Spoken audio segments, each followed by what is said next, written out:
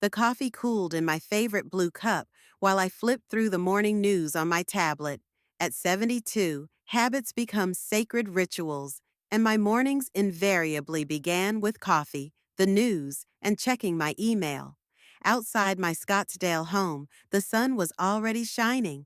It was winter here in Arizona, more like a cool spring somewhere in the northern states. The thermometer on the porch read 18 degrees, and I was glad to note to myself that I could get some work done in the garden today. The house had seemed too quiet since Robert's death. It had been 2 years, but I still hadn't gotten used to the silence. He used to be sure to turn on the news on the TV in the morning, commenting loudly on what was happening in the world, tapping his spoon on his cup as he stirred the sugar. His chair by the fireplace was still in the same place, and sometimes, when the light fell a certain way, I thought he was sitting there with a newspaper in his hands. Now the only sounds were the ticking of the old clock in the living room, which we'd bought at an antique store back in the 70s, and the monotonous noise of the air conditioner. I finished my coffee and started going through my email. Advertisements, news from the local library, a few letters from old girlfriends. Correspondence becomes especially important at this age. Many of the people I'd been friends with for decades were no longer able to travel or meet in person. The internet has become our window to the world, a way to maintain connections that seemed unbreakable in our youth. The tablet beeped. A message from Lauren had arrived. My daughter didn't spoil me with frequent communication, so I opened the notification with curiosity. Mom, how are things going with the bank? Remember you said you wanted to review the deposits? Maybe we should get together and talk things over. Strange. I never said anything like that. My finances were in perfect order, and there was no way I was going to change anything about the bank deposits. The last time we'd spoken was a month ago, and it was about her urgent need for money to fix her car. I'd wired her $1,000 then, even though I suspected the money would be used for something else. At 45, Lauren hadn't learned how to budget, but she was perfectly capable of begging her parents for money. I set the clipboard aside and got up to make a fresh pot of coffee. The kitchen smelled like cinnamon. I'd baked an apple pie from my mother's recipe yesterday. This habit of cooking more than I can eat is from the days when the house was full of people. Robert, Lauren, their friends, neighbors who stopped by just to chat. Now, most of the baked goods I gave away to neighbors or took to the local senior center. Lauren had called several times in recent weeks and was strangely interested in my finances. She asked me what bank my main account was at, if I remembered all my PIN numbers, if I wanted to switch to a bank closer to her house. She said she was worried that I had forgotten something important at my age. She was especially insistent about documents, where I kept them, whether I had copies, whether I needed help organizing the papers. At the time, these conversations seemed like a caring, albeit somewhat intrusive, behavior. Now I was beginning to question her motives. Lauren had never been a particularly attentive daughter. As a child, she had been a capricious child who was used to getting whatever she wanted. Robert spoiled her to excess, and I, busy with work and household chores, often turned a blind eye to her antics. In adolescence, the real problems began. Truancy at school, the company of dubious friends, experiments with alcohol. My husband and I took her to psychologists, changed schools, but nothing helped. It was like Lauren thought the world owed her something. After her father died, she showed up once a month, always asking for help. Her car broke down. She moved out of her apartment and needed a deposit on a new one, or she had problems at work and her paycheck was late. Robert used to call her his professional daughter, the one who only showed up when she needed something. I'd yanked him back then, defending Lauren, saying she was just going through a rough patch. Said she needed time to get back on her feet after the divorce. Now I realize he was right. Lauren never intended to get back on her feet. She was comfortable living off her parents. The coffee machine beeped, signaling the drink was ready. I poured the coffee into a clean cup and added a little milk. Outside the window, my neighbor, Mrs. Rodriguez, was watering the flowers in her flower bed. We occasionally exchanged a few words over the fence, but we didn't talk closely. Since my husband's death, I had become much more withdrawn, preferring solitude to trying to maintain small talk. Returning to the living room with another cup of coffee, I picked up my tablet again. The message from Lauren still hung on the screen, demanding a response. Something in his tone alarmed me. This sudden concern for my bank affairs seemed unnatural. In all the years since the divorce, my daughter had never once taken an interest in my financial planning. She only cared about her own problems and the possibility of getting another sum of money to solve them. I tried to recall the details of our recent conversations. A month ago, when she asked for money for the car, Lauren had asked strange questions about my paperwork. She'd said she wanted to help me organize important papers so I'd have everything on hand in case of an emergency. It seemed reasonable at the time. At my age, it really pays to keep papers organized. But now I remembered how insistent she had been about where I kept my passport and bank cards. Even earlier, about 3 weeks ago, she had called and asked about my signature. She said she was helping a friend of hers execute a power of attorney for her elderly mother and wanted to make sure she was doing it right. She asked if my signature had changed with age, if it was less clear, if my hand shook when I wrote. I was even a little offended at the time. Do I look so decrepit already? I showed her my signature on a piece of paper, proving that my hand was steady and my handwriting had not changed. The phone rang sharply and demandingly, interrupting my thoughts. The screen showed an unfamiliar number with a local area code. Usually, I didn't answer calls from unknown numbers. There were too many scammers lately. They called elderly people, introduced themselves as grandchildren in need or bank employees, demanded urgent card details, but something made me pick up the phone. Perhaps my intuition told me that this call was important. Cell phone rings. Hello? Hi, this is First National Bank of Scottsdale Security Department. Am I speaking to Francis Coleman? The voice was young, professionally polite, but it sounded strained. Yes, that's me. What's this about? Ma'am, we need to verify your account information. Did you make a large cash withdrawal at our branch today? I got a chill in my chest. The question didn't sound like a routine check. It sounded serious. I hadn't even left the house since this morning, let alone gone to the bank. The last time I'd been to the branch was 2 weeks ago to renew my deposit. No, of course not. I'm home all day. How much money are you talking about? The silence on the other end of the line went on for a few seconds. I could hear a bank employee flipping through some papers or tapping on a computer keyboard. Ma'am, according to our records, at 10:30 this morning, the sum of $100,000 was withdrawn from your account. The transaction was made by you personally at our Morgan Street branch with your passport and correct signature on all documents. I felt the ground slipping from under my feet. $100,000 was a significant portion of my savings, money that Robert and I had been saving all our lives, money set aside for a rainy day, for possible medical expenses, for a decent old age, money that was supposed to be left to Lauren after I died, if she ever came to her senses.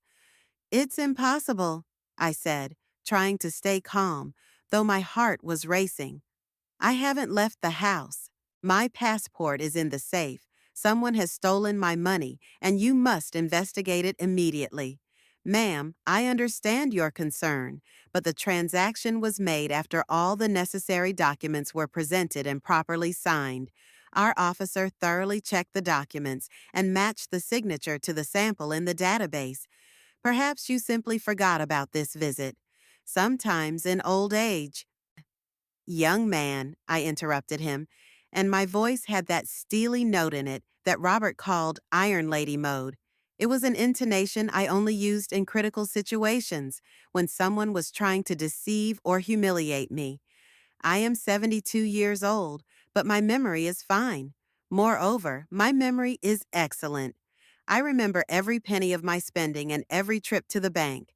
I never withdrew any money. If someone stole my signature and my documents, that's your bank's problem, not mine, and don't you dare insinuate that I'm forgetful at my age. The employee's tone changed immediately. Apparently, he realized that he was dealing not with a confused old lady, but with a woman who would not let herself be deceived. I'm sorry, ma'am. I didn't mean to offend you. You see, cases like this need to be thoroughly vetted. Ma'am, I suggest you come down to the station so we can go over the situation. The security manager will meet with you at your convenience. We've got security footage, copies of all the paperwork, so we can go over everything thoroughly. I'll be there in half an hour, I said, and hung up. My hands were shaking as I pulled out my phone to call a cab. My car was in the garage, a beautiful silver Toyota that Robert had bought the year before he died. After a recent bout of vertigo, the doctor had advised me to drive less, especially under stress. I regretted that decision now. I wanted to be in control, not dependent on someone else's schedule. As I waited for the cab, I tried to figure out what had happened. How could someone access my account? My card was in my purse.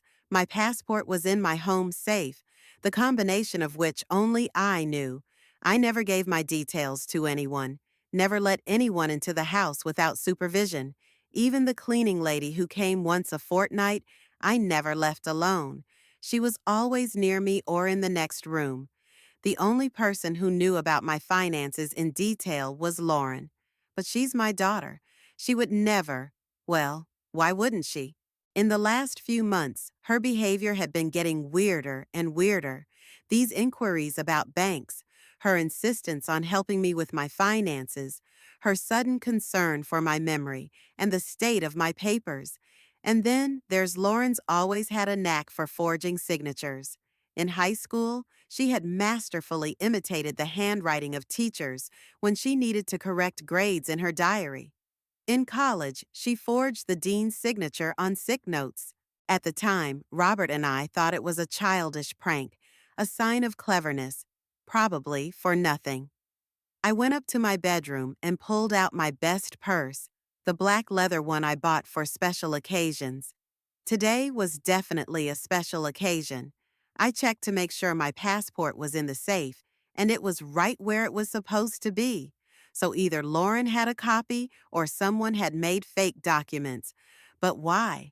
Unless, suddenly, I remembered Lauren asking to borrow my passport for a day 3 months ago. She said she needed to verify her family ties for some insurance claim related to her ex-husband's estate. That explanation had seemed reasonable at the time, and I'd given her the document for 24 hours. Now I realized that during that 24 hours, it was possible to make a good quality copy or even make a fake passport. The cab pulled up faster than I expected.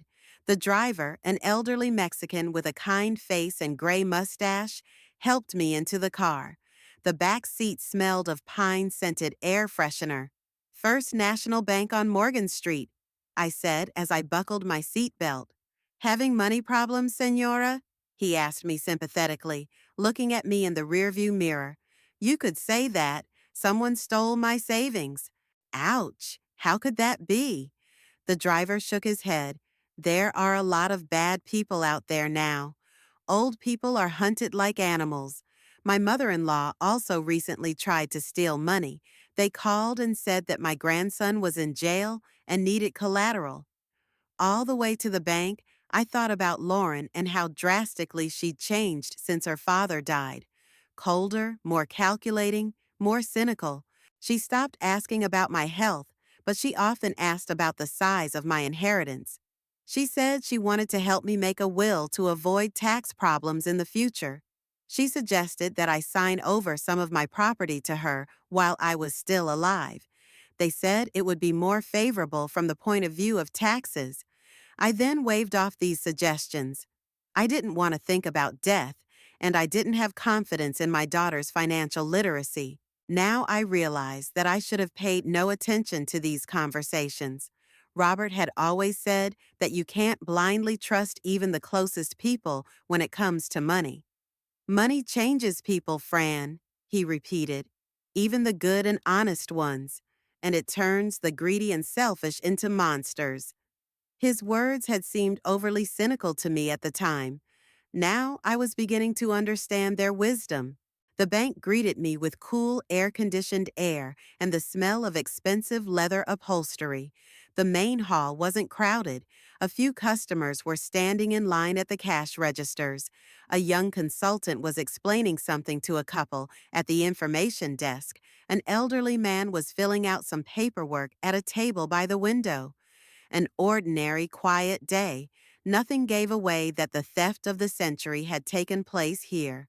The marble floor gleamed under the soft lighting, and paintings of picturesque Arizona locations hung on the walls.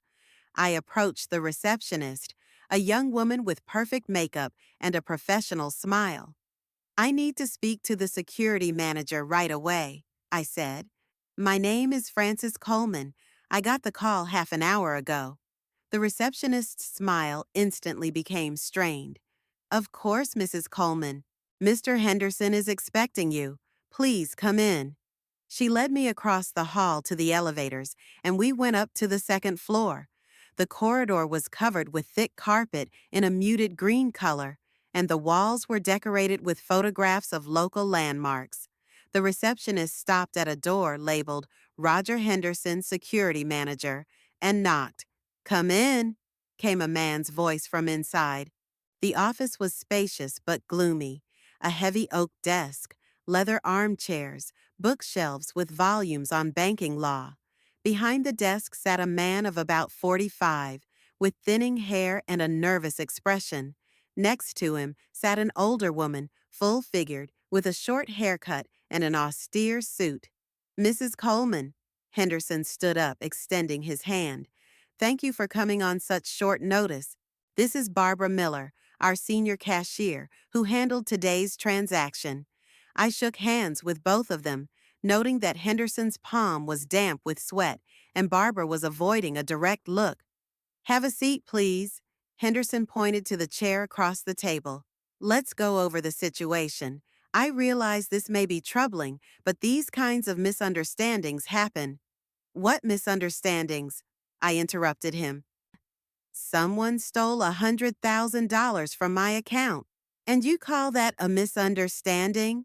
Henderson coughed nervously and opened the folder on the desk in front of him. "Mrs. Coleman, at 10:30 this morning, a woman who identified herself as Frances Coleman came into our branch and withdrew $100,000 in cash from account number." He said my account number. "The transaction was conducted in a proper manner. Passport presented, signature verified and authenticated. Barbara, tell me what happened." The fat woman was squirming uncomfortably in her chair.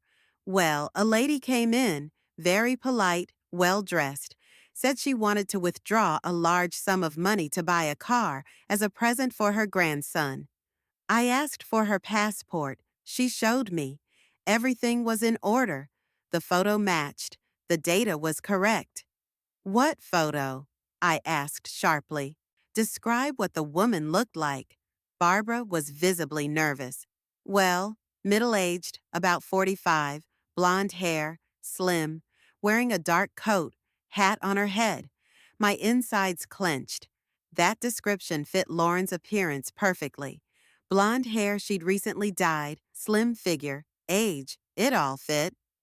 "And you didn't find it odd that a 45-year-old woman would appear to be 72? I asked icily. Henderson and Barbara looked at each other. It was evident that the question troubled them very much. "You see, Mrs. Coleman," Henderson began, "sometimes passport photos are quite old, especially for older people, and modern cosmetology and a healthy lifestyle can make you look much younger than your years.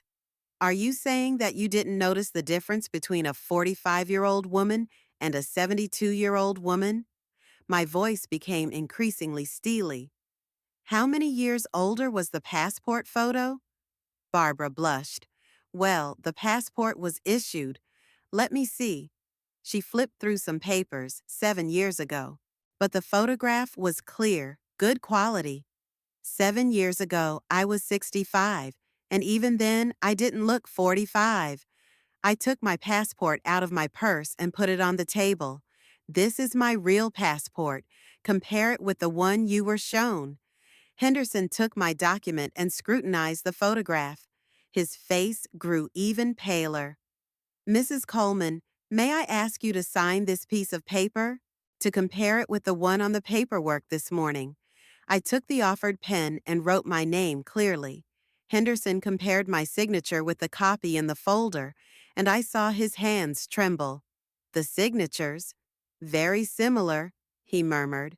Similar or identical? I demanded. Show me that fake signature. Henderson reluctantly unfolded the document to me.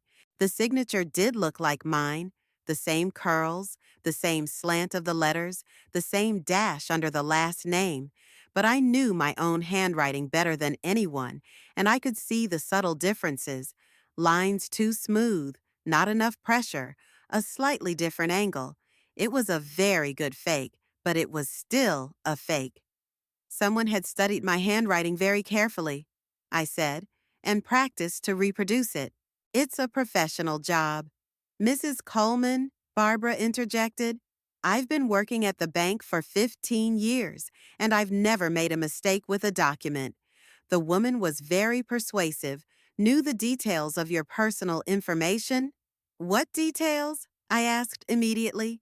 Well, the account number, of course. Your mother's maiden name for further verification.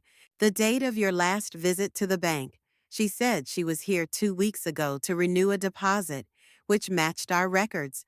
Talked about your late husband, Robert. Mentioned you lived in a house on Saguaro Street. I felt sick. Lauren was the only one who knew all this information. The account number she might have snooped on during one of her visits. The maiden name of her grandmother, her own great-grandmother, she'd known since childhood. My father's death and the address of my house even more so. It turned out that the thief came to the bank well prepared, armed with all the necessary information. Where is the money now? I asked. It was given in cash, Henderson replied. A customer. I mean, the woman asked for large bills. We bagged the amount in a bank bag. And no one was embarrassed that an elderly woman was leaving the bank with $100,000 in cash? We offered to escort her to her car, but she refused. Said the car was parked right out front. What kind of car? Barbara and Henderson looked at each other again. Honestly, I wasn't paying attention, the cashier admitted. It was busy. Other customers were waiting. I knew they were lying or, at best, criminally negligent. Any normal bank employee would have remembered where a customer with such a large sum of money left. Do you have the CCTV footage? I asked. Of course, Henderson nodded. But I must warn you that the quality of the footage doesn't always give a clear view of the details. Besides, the woman was wearing a hat and sunglasses. I want to see the tapes, right away. Mrs. Coleman, Henderson was clearly stalling. Maybe we should go to the police first. Have them conduct a formal investigation. I want to see the tapes now, I repeated in a tone that brooked no objection. It's my money, and I have a right to know who stole it. Henderson got up reluctantly and walked over to the computer in the corner of the office. Okay, but first, let's make a formal statement about the questionable transaction. This is necessary to start the internal investigation procedure. The next half hour was spent filling out paperwork. Henderson asked questions. I answered. Barbara wrote something down in her notebook. The questions were standard. When was the last time I'd been to the bank? Who had I given my documents to? Had I lost my cards? Had I given my PIN numbers to anyone? I answered the last question particularly sharply. I never gave my financial data to anyone. And family members? Henderson asked cautiously. Children, for example? Sometimes elderly people ask their relatives to help them with banking transactions. I have an adult daughter, but she doesn't have access to my accounts. I answered, though my gut was already telling me that Lauren was behind the theft. Finally, the paperwork was done, and Henderson agreed to show me the camera footage. He turned on a large monitor and began looking through the files. "This morning, 10:30, he mumbled, scrolling through the footage. "There, I think that's her." The figure of a woman in a dark coat and a black knit hat covering most of her face appeared on the screen. Sunglasses hid her eyes, and a scarf was tied so that it covered her chin. But the silhouette, the gait, the demeanor, it was all painfully familiar. "Could you enlarge the image?" I asked. Henderson zoomed in, but the quality was no better. The woman's face remained indistinguishable behind her hat and glasses. "Is there any footage of her filling out the paperwork?" "Sure." Henderson rewound the tape. "This is where she signs the papers." I stared intently at the screen. The woman was sitting at her desk, bent over the paperwork. Her hat still covered her face, but now her hands were visible. And on her right wrist, between her coat sleeve and glove, a familiar gold bracelet glinted. My heart thumped so hard I was afraid Henderson would hear. It was the bracelet I'd given Lauren for her 40th birthday. It was a dainty gold chain with a heart-shaped pendant engraved with Robert's and my initials inside. Lauren wore it all the time, considered it her talisman. She would never give it to another person. "Stop the tape," I asked in a shaky voice. "Is something wrong, Mrs. Coleman?" Henderson asked worriedly. I remained silent, staring at the frozen image. My mind flashed back to the scraps of conversations I'd had with my daughter, her strange questions about banking, her sudden concern for my papers. It all added up to a horrible picture of betrayal. "I recognize the thief," I finally said. "I need a copy of that tape." "You recognize the thief?" Henderson turned sharply toward me, and in his eyes I saw a mixture of relief and renewed concern. "Who is it?" I remained silent, not taking my eyes off the screen. The gold bracelet on the unknown woman's wrist glistened in the light of the bank lamps like a guilty verdict. Every feature of this ornament was familiar to me. I had chosen it myself in the jewelry store. I had thought of the engraving myself. I had seen the joy in my daughter's eyes when I gave her the gift. Then, 5 years ago, Lauren cried with happiness and promised to wear the bracelet always. She kept that promise, and now that piece of jewelry has become her calling card at the crime scene. "Show me the documents she signed," I said, trying to keep my tone even. "All the paperwork related to the operation." Henderson pulled several sheets out of a folder and spread them out in front of me. A cash withdrawal application, a receipt, an additional form for large transactions.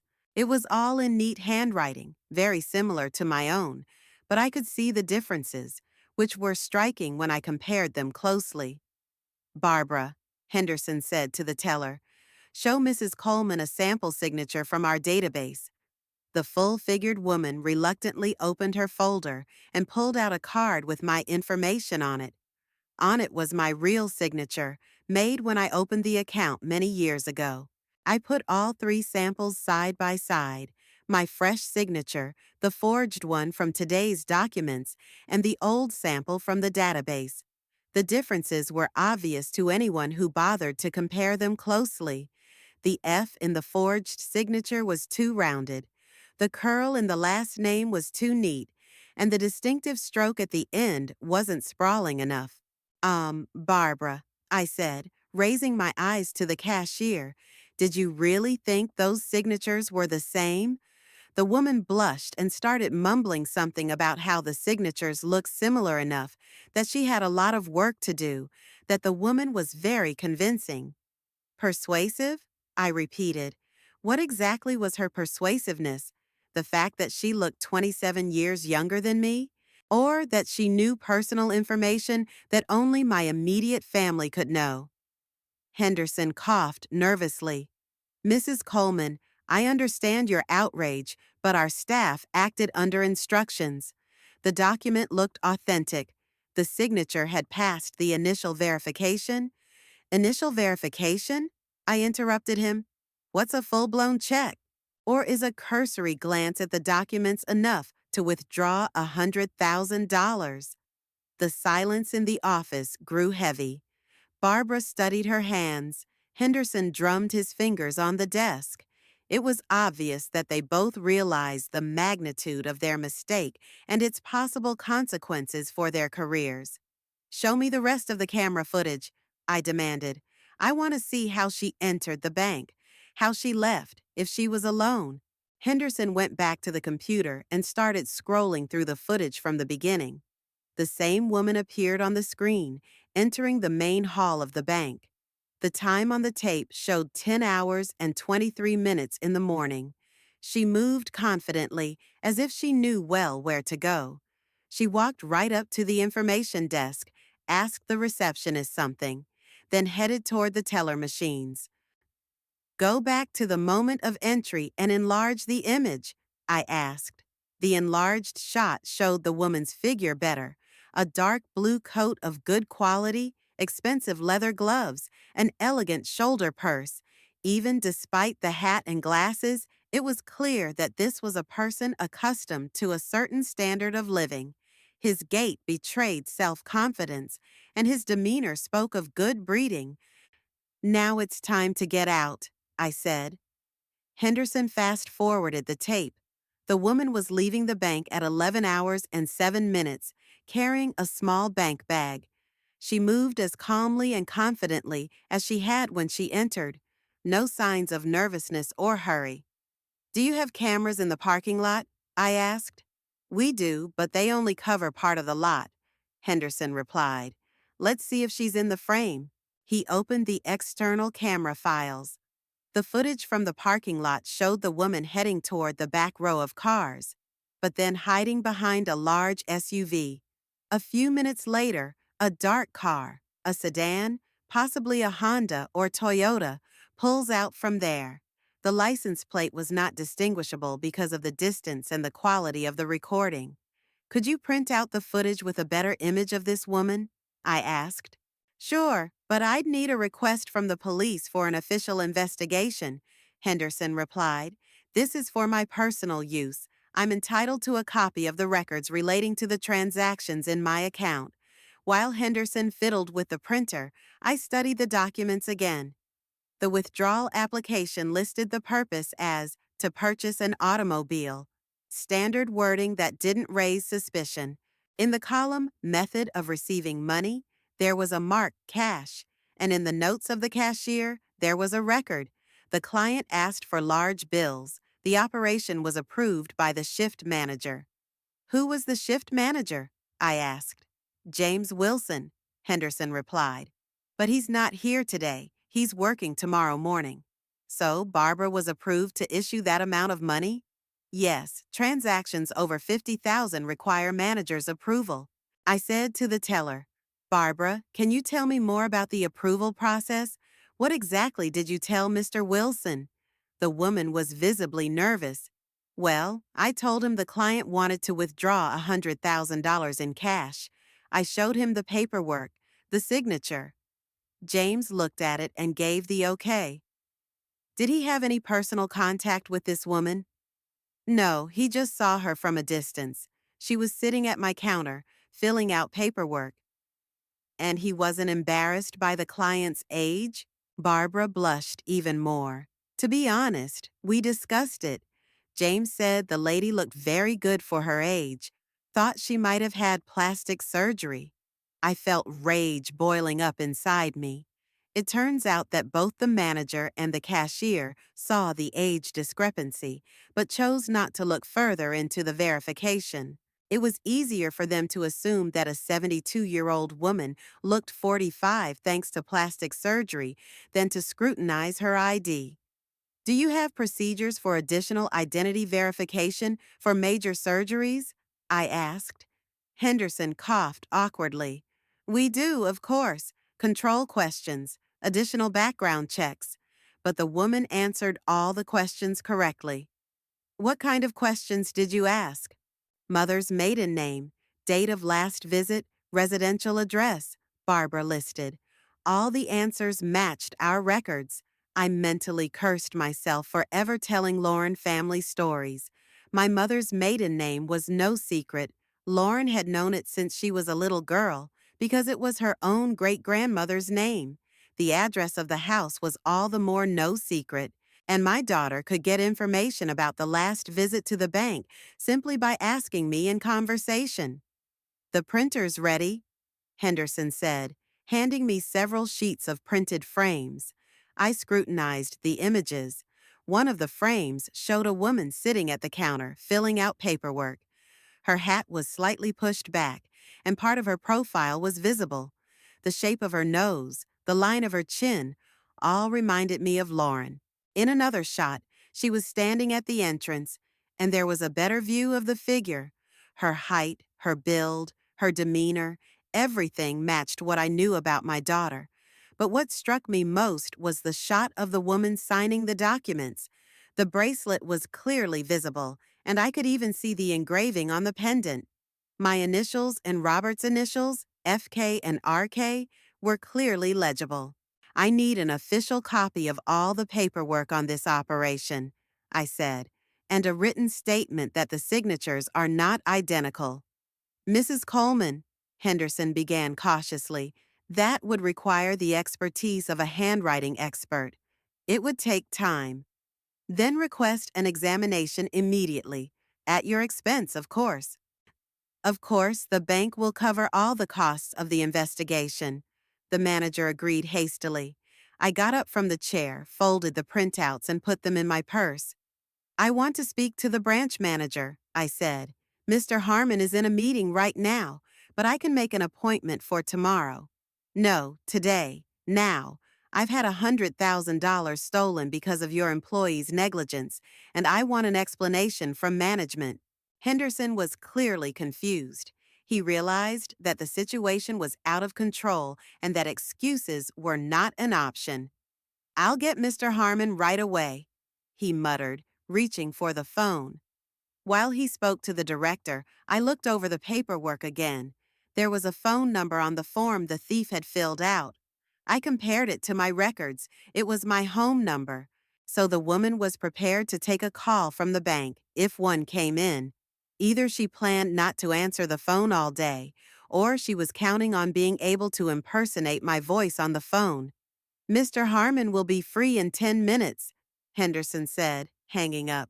"He's ready for you." I spent those 10 minutes thinking about what to do next. It was clear that the bank had made a serious mistake by issuing the money on insufficiently verified documents. Their negligence was obvious. Any conscientious employee would have noticed the age discrepancy and demanded additional verification. But the big question was what to do about Lauren. So far, I had no 100% proof of her guilt, only circumstantial evidence. Someone else might have the bracelet, although that was highly unlikely. But I knew my daughter well enough not to doubt her ability to do such a thing. A man in his 60s, gray-haired, wearing an expensive suit, entered the office. David Harmon, the department director, looked alarmed. "Mrs. Coleman, I deeply apologize for what happened," he began from the doorway. "I assure you, we will do everything we can to, and make amends." "Mr. Harmon," I replied, "your employees gave $100,000 to a woman 27 years younger than me on a forged signature. That's not just negligence, it's a blatant violation of every conceivable security procedure." The director nodded, studying the documents on the desk. "I agree with you completely. I can assure you that we will conduct an internal investigation and take action against those responsible." "That's not enough," I said firmly. "I want to know how you plan to recover the stolen funds and what assurances you can give that this won't happen again." "Mr. Harmon, I'd like to go over the videos again," I said, "more closely, frame by frame." The director nodded and turned to Henderson. "Roger, make sure Mrs. Coleman has access to all the footage. Use the large monitor in the conference room. The picture quality is better there. We moved to a large room with a huge screen on the wall. Henderson plugged his laptop into it and opened the security camera files again. Every detail was much clearer in this room, and I was able to see what had escaped my attention in the small office. "Start at the point of entry," I asked, and scroll slowly. The figure of a woman entering the bank appeared on the big screen. I could now make out the details of her clothing. The dark blue coat was clearly expensive quality buttons, impeccable cut, and an elegant length just below the knee. A black knit hat covered most of her head, leaving only the lower part of her face and neck visible. Large sunglasses in thin gold frames hid his eyes. "Stop here," I said as the woman stopped at the information desk. The frozen frame gave a better view of her figure and demeanor. Straight back, confident posture, elegant movements, all this spoke of a person who was used to feeling comfortable in such places. The handbag on the long strap was of expensive leather, the shoes, on a small heel, high quality and comfortable. "Go ahead," I nodded. The woman headed toward the customer service area. Her gait was painfully familiar to me. The same light, springy stride, the way she turned her head slightly as she walked. Lauren had inherited that gait from me, and I had often noticed the similarity when I was younger. "That's where she fits Barbara's strut," Henderson commented. I watched the woman's movements carefully. She sat down in the chair opposite the register, took off her gloves, and put them in her purse. And then I saw what I was looking for. A gold bracelet glinted on her right wrist. Even on the videotape, you could see the distinctive heart-shaped pendant. "Stop and bring your hand closer," I asked, trying to keep my voice calm. Henderson complied. A close-up of a wrist with a gold bracelet appeared on the screen. A delicate chain, a heart pendant, and even the engraving was visible at maximum magnification. The letters FK and RK were engraved in fine print inside the heart, just like I'd ordered 5 years ago. My heart gave a twinge. This bracelet was unique.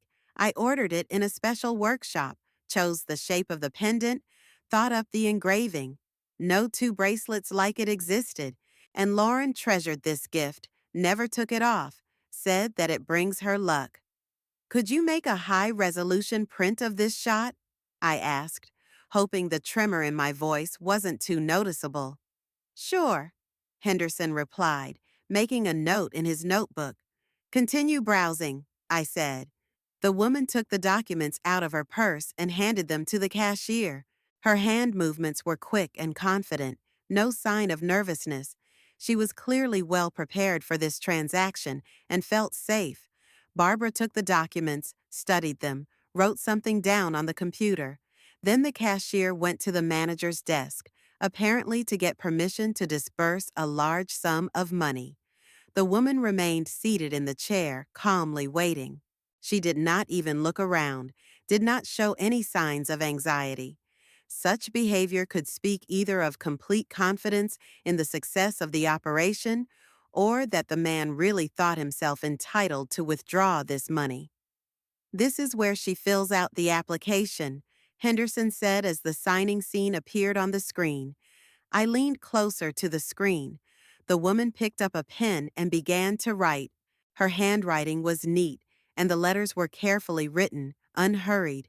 From time to time, she paused, as if remembering exactly what my signature should look like. It was the behavior of a person who reproduces a learned pattern rather than writing in a familiar handwriting. "Stop here and zoom in," I asked. In the frozen frame, the woman's grip on the pen was clearly visible. Her grip wasn't quite natural, too tense, too controlled. People who forge other people's handwriting often hold the pen like this, trying to control every movement. "Now show me the moment when she gets up and walks away from the counter," I said. The woman got up from her chair, put on gloves, and picked up the bank bag of money. Again, the bracelet was visible for a few seconds, the gold chain glinting in the light of the lamps before disappearing under the sleeve of the glove. Is there any footage of her taking off her hat or glasses? I asked. Henderson shook his head. No, she didn't take them off during the visit. Barbara said she had asked to see her face to check against her passport photo, but the woman explained that she had recently undergone eye surgery and the doctor had forbidden her to remove her sunglasses in bright light. As for the hat, she said she had a cold and was afraid of drafts. And was that explanation enough? Unfortunately, yes. Barbara didn't insist on a more thorough inspection. I leaned back in my chair, thinking about what I'd seen. The explanations about the eye surgery and the cold sounded plausible, especially if the person was willing to answer more questions. Lauren always had a knack for convincing people, a gift for making people feel at ease. Play the parking lot footage again, I asked. An external camera appeared on the screen. A woman walked out of the bank and into the parking lot. Her gait was still measured and calm, no sign that she was in a hurry to get away. She passed several cars and disappeared behind a large black SUV. Could you show that moment in slow motion? I asked. Henderson slowed it down. Now I could better see the woman heading toward a dark sedan parked in the back row. The car was medium-sized, probably a Honda Accord or similar model. The color was hard to determine, gray or dark blue. The woman opened the car door, got in, and a few minutes later the car pulled out of the parking lot. The license plate was not visible due to the distance and angle of the photo. Do you have cameras at the bank's exit? I asked. There is one, but it only captures general traffic flow, Henderson replied. The quality of the footage doesn't allow us to distinguish license plates or brands. I asked again for the bracelet footage. That piece of jewelry was the key piece of evidence, the only detail that could uniquely identify the thief. Everything else, clothing, behavior, even voice, could be faked or altered. But the bracelet was so distinctive that it couldn't be confused with anything else. Mr. Harmon, I said to the director, I need an official copy of all these records and a written report on the breach of security procedures during the operation. Of course, Mrs. Coleman, we'll also initiate an internal investigation and prepare a full report on what happened. Good. Now, I'd like to know what my rights are as an aggrieved customer. Is the bank obligated to reimburse the stolen funds? The director coughed awkwardly. There are certain complications in this situation. On the one hand, the transaction was carried out in violation of procedures. On the other hand, the documents looked authentic and the client answered all the control questions correctly. Mr. Harmon, I interrupted him, the woman who impersonated me was 27 years younger. Your staff saw that, but chose not to go into the background check. It's a flagrant violation of your own safety regulations. I agree that there are grounds for invalidating the transaction, the director said cautiously, but an official decision will require the legal department's opinion and possibly an examination of the documents. Then organize all the necessary examinations immediately, and I want to receive temporary compensation until the investigation is completed. That's possible, but the amount of compensation will be limited. How is it limited? Normally, we don't reimburse more than $50,000 until the official investigation is complete, Harmon explained. And the full amount when? Once we have all the expert reports and the internal investigation is complete. That could take 2 to 4 weeks. I got up from my chair, gathering my things. The plan of action was becoming clearer and clearer. First, I had to get the maximum compensation from the bank and a formal admission of their guilt. Then, I had to deal with Lauren and those who had helped her in this crime. Mr. Harmon, prepare all the paperwork for the interim compensation, I said, and I want written assurances of full restitution. Of course, we'll get everything in writing as soon as possible. One more question, I added. Did anyone on your staff notice whether this woman was alone or with someone else? Henderson and the director looked at each other. Barbara said the client was alone. Henderson replied. But we can go through the records again and see if anyone else was around in the parking lot. Do that, and send me a report of all the results. I headed for the exit, but stopped at the door and turned around. Gentlemen, I want to warn you that if I don't get a full refund, this story will go public. The local press will be very interested in the theft of $100,000 due to the negligence of bank employees. Harmon and Henderson's faces grew even paler. They realized that a scandal in the press could cost them their careers. As I left the bank, I felt a mixture of anger and determination. The evidence was almost irrefutable. The bracelet on the thief's arm left no doubt about her identity. Now the hardest part was to confront my daughter and make a final decision about how to deal with the betrayal of my closest person. The cab took me home in 20 minutes, but the whole way I thought not about what had happened, but about what was to be done. The printouts from the videos were in my purse as physical evidence of a crime committed by my own daughter. The gold bracelet in the footage was the verdict final, irrefutable, shattering the last hope that it was all just a terrible misunderstanding. At home, I brewed a strong cup of coffee and sat at the kitchen table with the phone book. I needed a good lawyer who specialized in bank disputes and financial crimes. Robert always said that in serious situations, you shouldn't skimp on legal help. A good lawyer is expensive, but a bad one can cost a fortune, he repeated. First on the list was the office of Marshall and Associates, a large law firm with a good reputation for financial law. I dialed the number and explained the problem to the receptionist.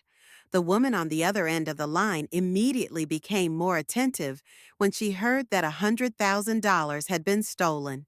Mrs. Coleman, Mr. Marshall can see you today at 4:30, she said after a brief pause. It is an urgent consultation, so the cost will be $300 for an hour. That's fine, I replied. I'll be there in an hour. I spent the rest of the time I had left preparing all the documents, bank statements for the last 6 months, copies of my passport, printouts of video recordings, the papers the bank had given me. I put it all neatly into a folder, adding my notes about Lauren's strange behavior over the past few months. The law firm's office was in a modern glass building in downtown Scottsdale. The reception area was decorated in an austere style. Leather furniture, expensive paintings, thick carpets, dim lighting. Everything here spoke of seriousness and high professionalism. David Marshall was a man of about 55, gray-haired, in an impeccably tailored suit. His office was spacious, with large windows overlooking the mountains. Diplomas and photographs of important people adorned the walls. Mrs. Coleman, he stood up from his desk and shook my hand. Tell me in detail what happened. I spent the next half hour recounting the whole story from the beginning.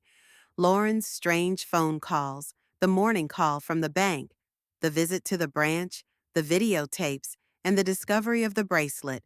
Marshall listened intently, making occasional notes in his notebook. Show me the videotapes, he asked when I finished. I spread the printouts on his desk. The lawyer took a particularly long look at the enlarged image of the bracelet. Are you sure this is the bracelet you gave your daughter? He asked. Absolutely sure. This is a unique piece of jewelry made to order. The engraving of my husband and I initials can be seen even in the photo. Could her daughter have sold or given the bracelet to someone else? Absolutely not. Lauren treasured this gift, considered it a talisman, never took it off. Marshall nodded and set the photos aside. Now, let's deal with the bank. Show me all the documents they gave you. I handed him a folder of bank papers.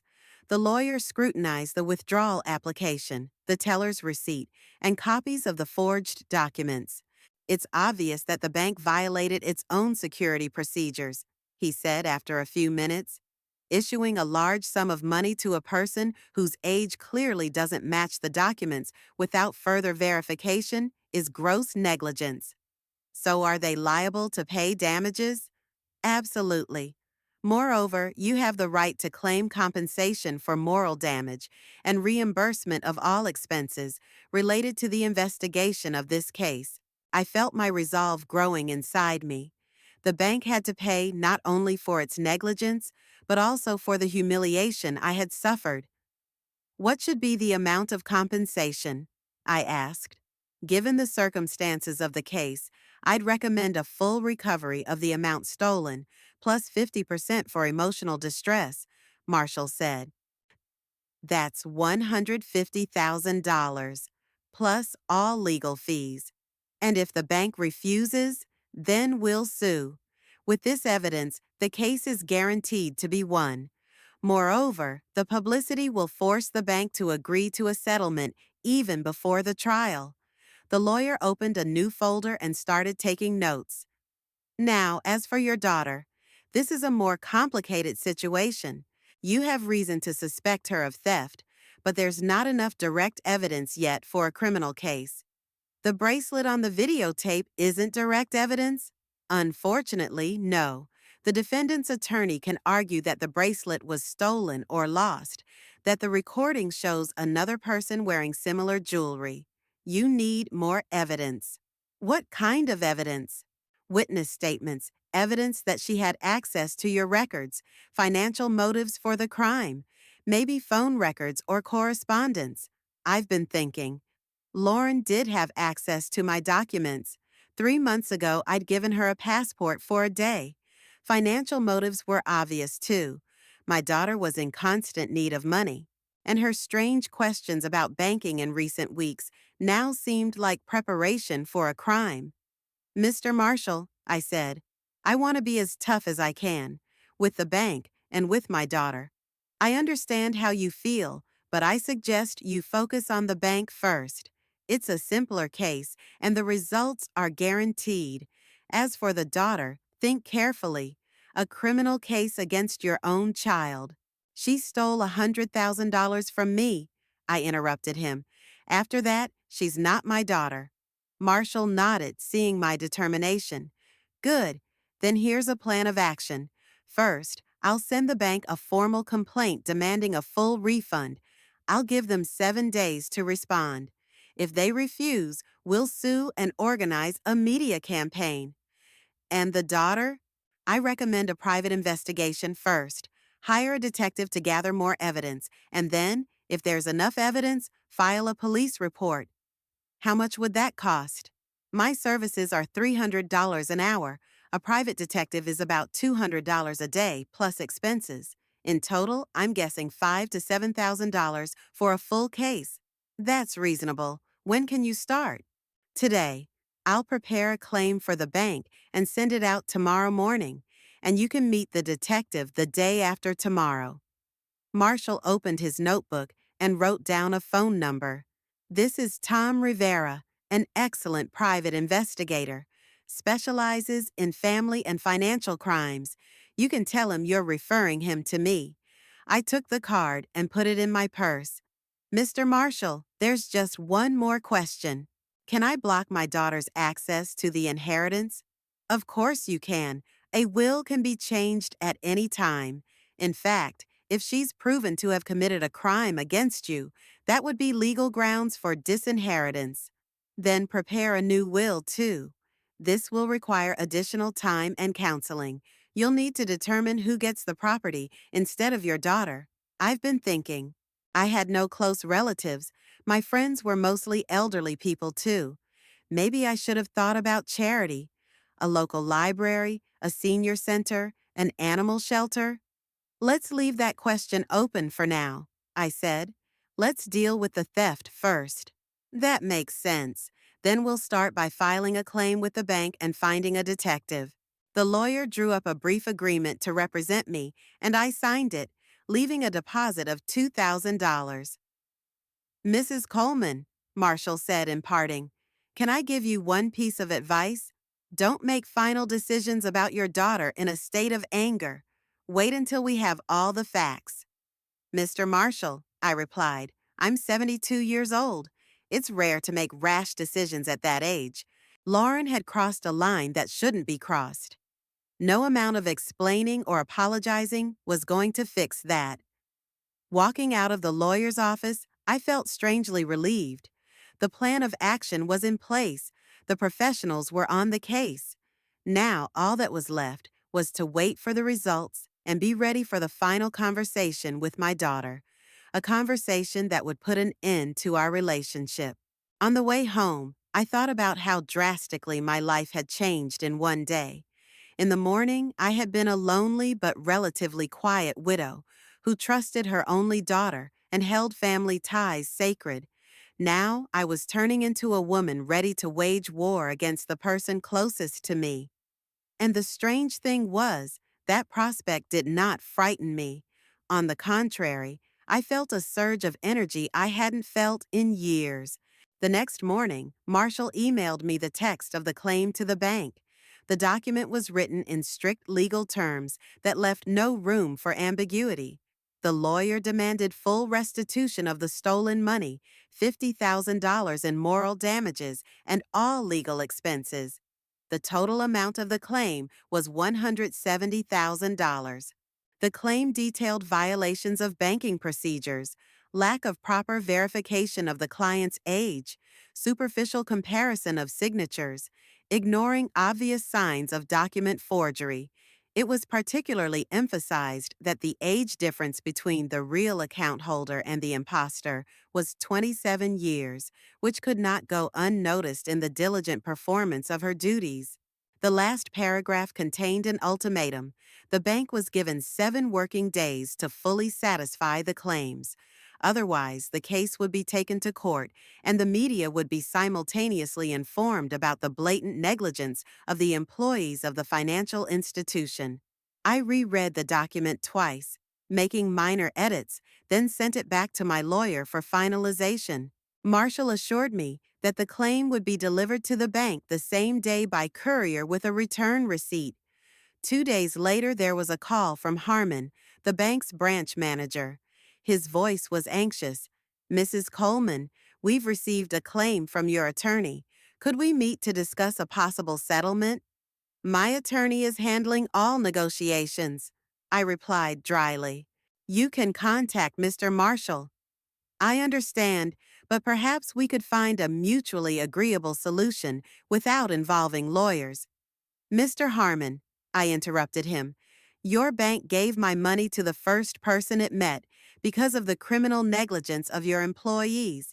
The time for friendly conversation is over. Either you settle in full or I'll see you in court. Mrs. Coleman, please take your time. The bank is willing to reimburse you for the amount stolen, but we think the claim for moral damages is excessive. Goodbye, Mr. Harmon." I hung up without waiting for his answer. Robert had always said that in negotiations, one should never show a willingness to compromise too soon. It was perceived as weakness. Marshall called the same evening. "Francis, the bank has already contacted me," he said. "They're very nervous." Harmon asked for a meeting to discuss the terms of the settlement. "What are they offering?" "So far, just 100 grand back plus 10 grand in compensation. That's very modest." "Deny it. Our demands are fair." They've also hinted that they're willing to increase the offer if we guarantee to keep the details of the incident confidential. So they want to cover up the scandal? Exactly. Publicizing a case like this could seriously damage the department's reputation. Good for us. Use this as additional leverage. The next day, Marshall set up a meeting with the bank at his office. I arrived half an hour before the meeting to discuss tactics. "They will bring legal counsel and possibly some of the regional management," the lawyer warned. "They will try to downplay the seriousness of the violations and present what happened as an unfortunate misunderstanding. And our position? No concessions, either full satisfaction of the claim or the court and the press. They have no choice. The case is a loser for the bank on either side." The bank representatives arrived exactly as scheduled. Harmon brought with him an elegant middle-aged woman, corporate lawyer Sandra Clark, and a man in an expensive suit who introduced himself as Richard Thompson, a regional vice president. Thompson began by attempting to apologize and portray the incident as the result of human error, which can happen at any financial institution. Marshall politely but firmly quashed these attempts. Mr. Thompson, we're not here to find out what happened. We're here to discuss damages, he said. Our demands are made very clear in the claim. Sandra Clark tried to challenge the amount of moral damages. $50,000 seems an unreasonably high amount to us, she said. The client had suffered no physical injury or documented psychological harm. Mrs. Coleman had to endure the theft of her life savings due to the negligence of your employees, Marshall replied. The stress of having to prove her own innocence, the humiliation at the bank where she was insinuated to be age inappropriate. If you think $50,000 is an excessive amount, we can revise the claim upward. Thompson and Clark looked at each other. Mr. Marshall, the bank is willing to pay $120,000 as a full settlement, the vice president said, subject to signing a non-disclosure agreement. Not enough, the lawyer replied briefly. $130,000? Mr. Thompson, our claim is $170,000. That's fair compensation considering the scope of the violations. I watched the negotiations in silence, studying the faces of the bank representatives. It was obvious that they were under pressure and willing to make significant concessions. Harmon looked particularly depressed. Obviously, the incident had seriously jeopardized his career.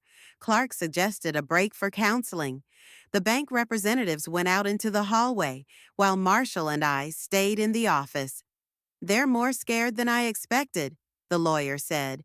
Maybe we should add a demand that the responsible employees be fired. I don't think so. I'm not interested in their fate. The main thing is to get fair compensation.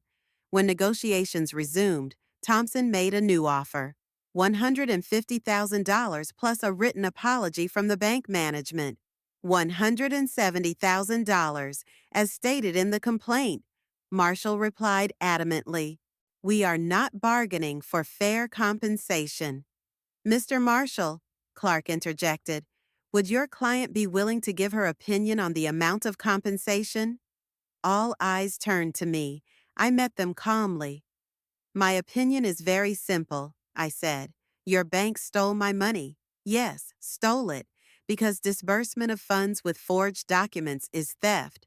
Now you must not only return the stolen money, but also compensate me for the moral damage caused by your negligence. $170,000 is the minimum I'm willing to accept. And if we refuse? Thompson asked cautiously. Then I'll see you in court and in the press. I'm sure that journalists of local newspapers and TV channels will be interested in the story about how a large bank stole $100,000 from an elderly woman. The silence lengthened. It was obvious that the bank representatives were mentally weighing the consequences of refusal. Litigation and publicity could cost them far more than the compensation they were seeking.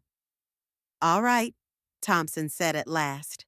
The bank agrees to pay $170,000, provided a non-disclosure agreement is signed. The non-disclosure only covers the details of the settlement, not the fact of the incident, Marshall clarified. Agreed, the vice president nodded. Then we can formalize the agreement. The lawyer said, when is the bank ready to make the payment? Within 3 business days of signing the papers. That's fine. The next hour was spent on drafting and negotiating the text of the settlement agreement. The document turned out to be detailed. It clearly spelled out the obligations of the parties, the terms of payment, and the conditions of non-disclosure. When everything was signed, I felt deeply satisfied. The bank not only returned the stolen money to me, but also paid $70,000 extra. This amount more than covered all the moral suffering and legal expenses. Great job, Mr. Marshall, I said to the lawyer as the bank representatives left. Thank you, but the main work was done by you. he replied. Your integrity and willingness to follow through made them capitulate. Now, let's do the detective. Already arranged. Tom Rivera is ready to meet with you tomorrow morning. As I walked out of Marshall's office, I thought about how the first phase of revenge had been successfully completed. The bank had been punished, justice had been served.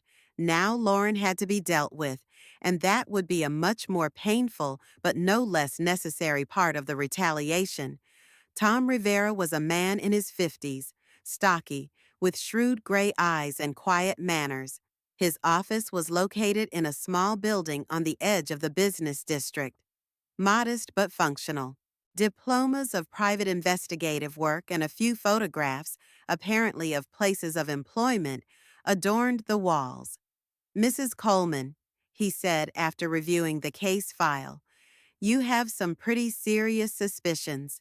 The bracelet on the videotape does look like strong evidence, but you need more evidence to file a police report. What do you suggest?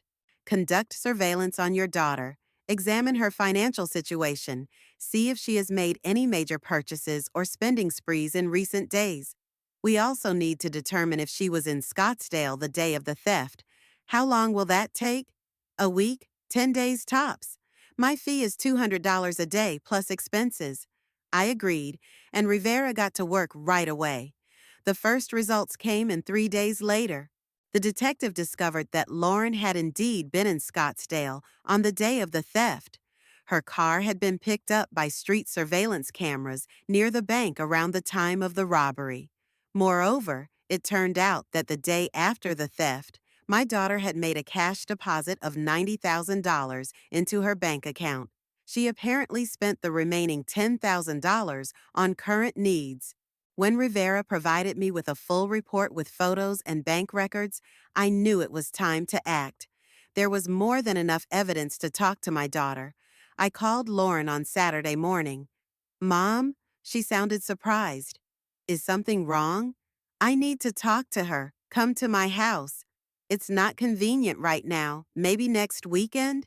Lauren, it's urgent. Be there within the hour. She sounded a little wary. Mom, you're scaring me. What do we need to talk about? We'll talk about it when we meet. She arrived 40 minutes later. I watched from the window as she got out of her gray Honda Accord, the same car that the cameras had caught outside the bank. She was wearing a light-colored dress, her hair neatly styled, her makeup flawless. She looked calm and confident. Mom, what's going on? She asked as soon as she stepped through the door. You look worried. Come into the living room and sit down. Lauren sat down in the chair across from the couch where I was sitting. There was a folder with the investigation on the coffee table between us. Lauren, I began calmly, I had $100,000 stolen from my bank account. Her face showed a look of surprise. Stolen how? When? You reported it to the police? It happened last Wednesday morning. Someone came to the bank, introduced themselves as me, and withdrew the money in cash. Oh my God, that's awful. Lauren got up from her chair and came over to me. Mom, how did this happen? You have insurance for this kind of thing, don't you? Sit back down, I said coldly. This conversation wasn't over. Something in my tone made her return to her chair. I could see the wariness in her eyes now. Lauren, the bank showed me the security footage. The woman who impersonated me was about your age and build. So what? A lot of middle-aged women look alike. I opened the folder and pulled out a printout of the footage showing the bracelet. The woman was wearing a black hat and sunglasses, but on her arm you could see this. I put the picture in front of my daughter. Lauren looked at the image, and I saw the color change in her face. But she quickly pulled herself together. It's some kind of jewelry. And what is it? It's the bracelet I gave you for your 40th birthday. It's a unique piece engraved with your father's and my initials. Mom, a lot of bracelets look alike. That's not proof. Show me your bracelet. What? You said a lot of bracelets look alike. Show me yours and we'll compare. Lauren instinctively covered her wrist with her hand. I left it at home. I don't wear jewelry on Saturdays. Lauren, I said quietly, you never took that bracelet off. You said it was your lucky charm. People change, Mom. Tastes change too. I pulled another document out of the folder, the detective's report on her bank account. Can you explain this one? She took the sheet and quickly ran her eyes over the lines. I could see her hands shaking. Mom, where did you get these documents? That's a violation of bank secrecy. Answer the question. Where did you get $90,000 in cash? Yeah, it's a personal matter.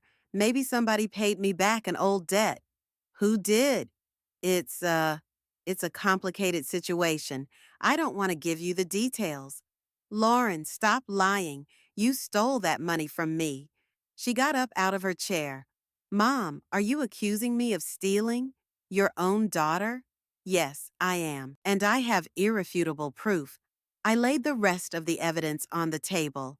Surveillance photos of her car outside the bank, copies of the forged documents, the handwriting report.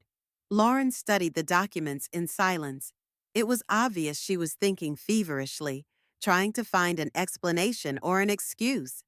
Even if, even if it was me, she finally said, you must realize how desperate I was. Oh, so it was you?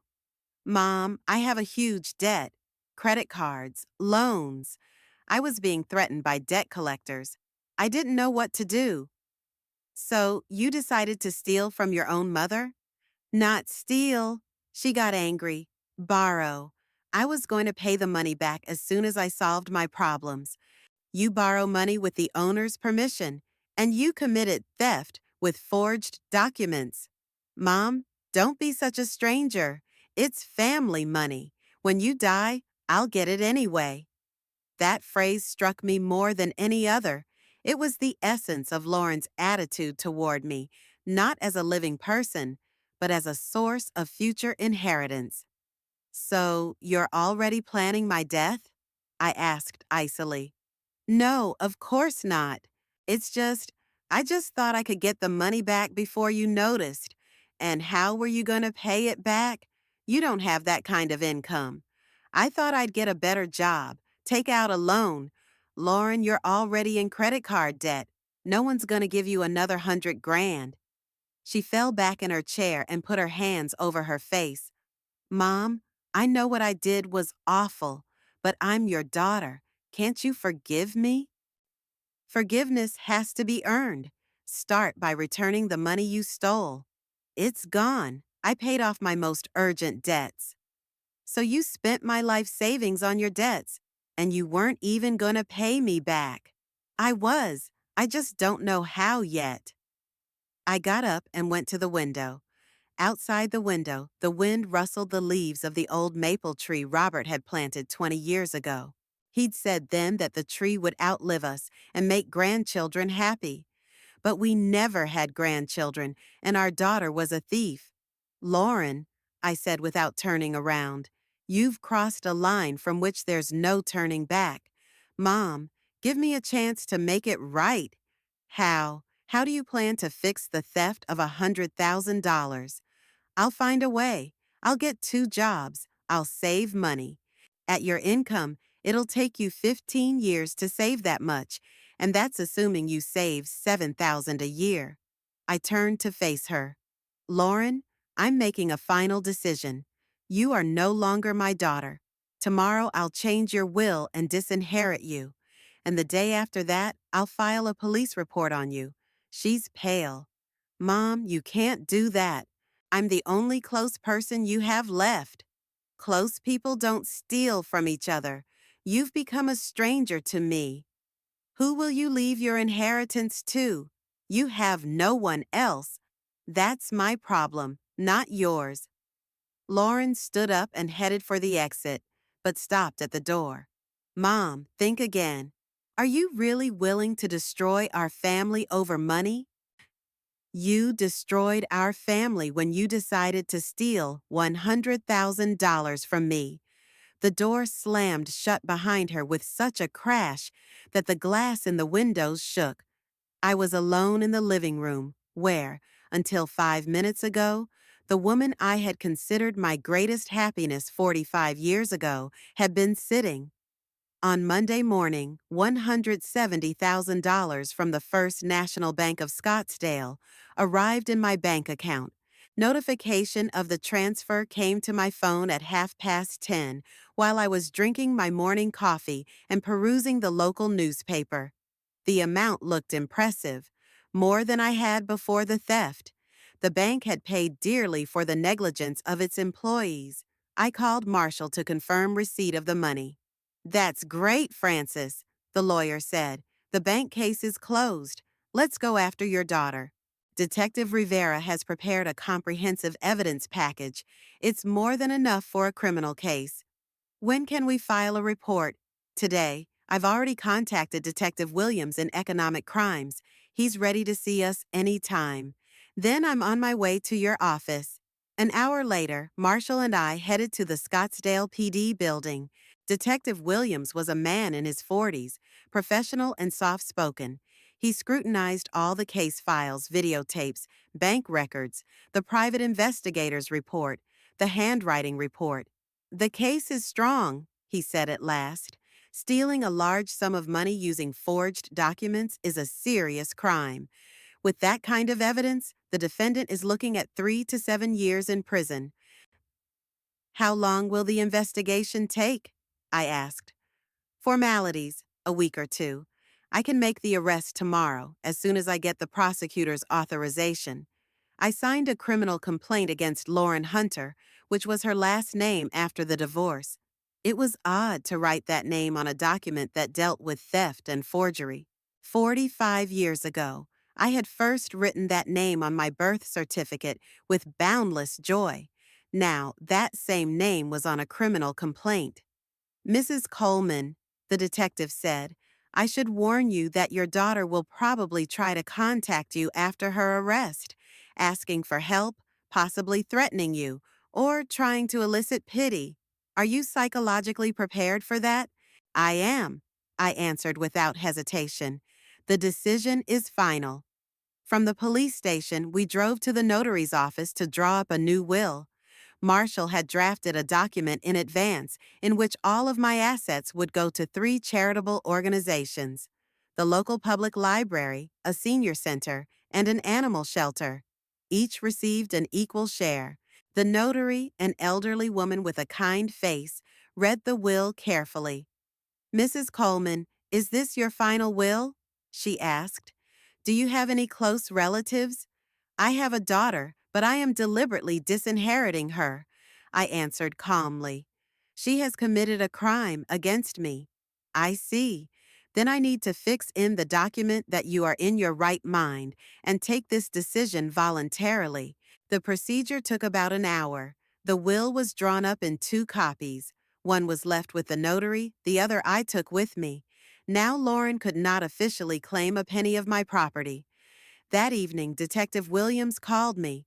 "Mrs. Coleman, the DA's office has approved the arrest.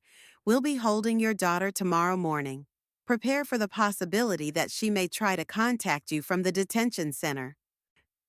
Thanks for the heads up. Lauren was arrested Tuesday morning at 8:02 a.m. outside her home. I was informed of this by Marshall, who's been in contact with Detective Williams. My daughter did not resist arrest, but demanded to see an attorney. The first call from the jail came in that afternoon around 2:01 p.m. An automated voice announced that inmate Lauren Hunter was calling and offered to take the call. I hung up before the message was finished. The calls repeated every day for a week, sometimes 2 or 3 times. I didn't answer any of them. On the fourth day, Lauren must have realized the futility of trying and stopped calling, but the calls started coming from her lawyer, a young man named Daniel Ross. He tried to arrange a meeting, talking about the possibility of a settlement, that Lauren would be deeply remorseful and ready for any terms of compensation.